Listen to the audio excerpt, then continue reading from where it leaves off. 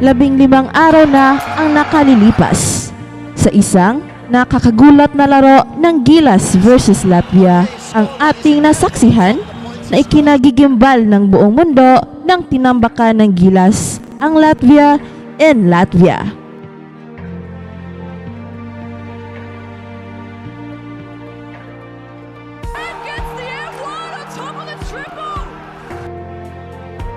Isang koponan ang binuo ni Coach Tim Cone, composed of 11 players, ang nagpuntang Riga with the hope of qualifying for the Paris Olympics through the Olympic qualifying tournament. Right here. This is the really, really difficult part. That I don't even want to talk about it, but it needs to be talked about. All right? Nagpunta ang Gilas sa Riga, Latvia, not as tourists. Nagpunta ang Gilas to win the tournament.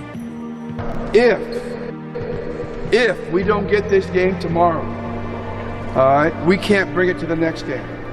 For decades, hindi na nananalo ang Gilas against European teams.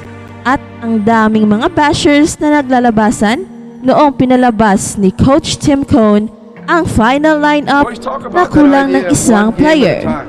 All right, but never is it more true in this kind of situation. Pero something special with this team. Parang destiny ng Gilas ang magiging successful.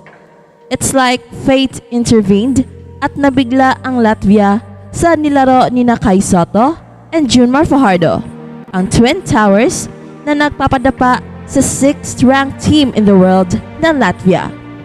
Kulang-kulang man ang team dahil sa injury, but realized quickly against Latvians how dominant is our big man. We may lose to, Bertrand hitting the half-court three-point shot at the end of the game. All right, they may come out and just hit every shot, Matt, even though we're in their faces. With all the adversities and challenges, isang unexpected twist ang nangyari in a game na supposed to be a sure loss para sa Gilas. The whole world is watching as history unfolds in Riga. Sa bawat score ni Kai Sotto, we cheered. Sa bawat puntos ni Junmar Fajardo, we shouted.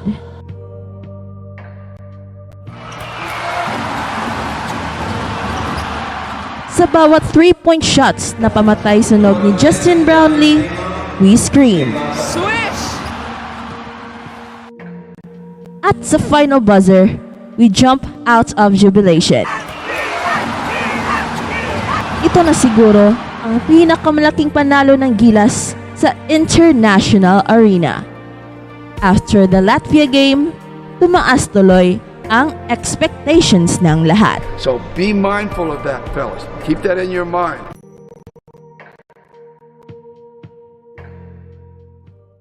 Hey, hey, hey! Attention mga kapatrol! Get ready for an epic giveaway! Once Express Info hits 150k subscribers, one lucky winner will win the incredible Oppo Reno 11F 5G smartphone. Here's how to join. Step 1. Subscribe to Express Info right now. Step 2. Like this video. Then step 3. Comment anything good and positive about our idol Kai Sotto. Super easy. Just subscribe, like, and comment. At balitang NBA naman. May dating first team all-defensive player na sumusubok na bumalik sa NBA. Ang veteranong NBA player na ito na may 12 taon sa liga ay sumusubok ng pagbabalik sa NBA. As the NBA free agency slows down, madalas na nagsisimula ang mga koponan na tingnan ang mga dating NBA players na sumusubok bumalik sa liga.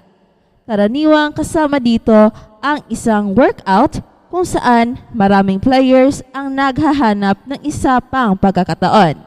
At kadalasang nangyayari ito sa NBA Summer League sa Las Vegas.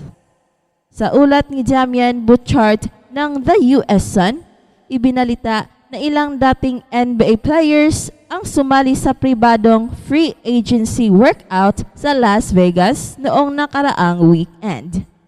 Ayon kay Butchard, kasama dito sina Christian Coloco, Eric Bledsoe, Talen Horton Tucker, Corey Joseph, Austin Rivers, DJ Wilson, Thon Maker, Brandon Boston Jr., and Juan Toscano Anderson. May iba't ibang antas ng tagumpay sa NBA sa listahang ito, kung saan si Bledsoe ang tanging may All-League honors. Naging first team All-Defensive si Bledsoe noong 2019 at naging second team All-Defensive sa susunod na season.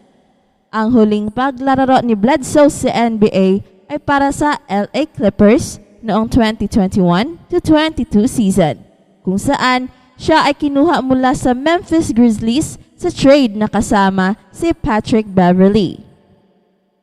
Hindi na nakasuot si Bledsoe para sa Memphis dahil siya ay kinuha mula sa New Orleans Pelicans, ngunit agad siyang napunta sa Los Angeles. Pagkatapos ng kanyang panahon sa Clippers, si Bledsoe ay na-trade sa Portland Trail Blazers na kung saan hindi siya naglaro ng isang laro. Kapanapanabik tingnan kung sino sa workout na ito ang makapasok sa NBA ngayong summer. Samantala, meron pang 11-year veteran na sumusubok din na bumalik sa NBA. Ang dating starter ng Denver Nuggets na ito ay inuulat na nag-workout para sa Milwaukee Bucks. Sa ulat ni Shams Charania mula sa The Athletic noong Miyerkules, inanunsyo na 2 beses na NBA All-Star na si Isaiah Thomas ay nag-attend ng workout para sa Milwaukee Bucks sa Las Vegas. Ayon kay Charania, hindi lamang si Thomas ang nasa workout na ito. Kasama rin dito ang mga dating NBA players na sina Justice Winslow, Hamidou Diallo, Will Barton, and Jalen Noel.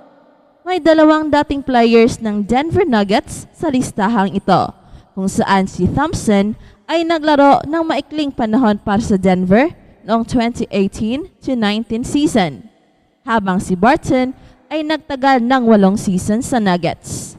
Ang 479 na games ni Barton sa Denver ay nagrerehistro sa ika-9th na pwesto sa kaysaysayan ng franchise. Nagsusumikap si Barton para sa isang NBA comeback at kasama siya sa workout na ito para sa Milwaukee sa Las Vegas, habang si Thomas ang magkakaroon ng karamihan ng atensyon mula sa workout na ito. Tila si Barton rin ay may interest sa isa pang pagkakataon sa NBA matapos ang 1 taon na wala na siya sa liga.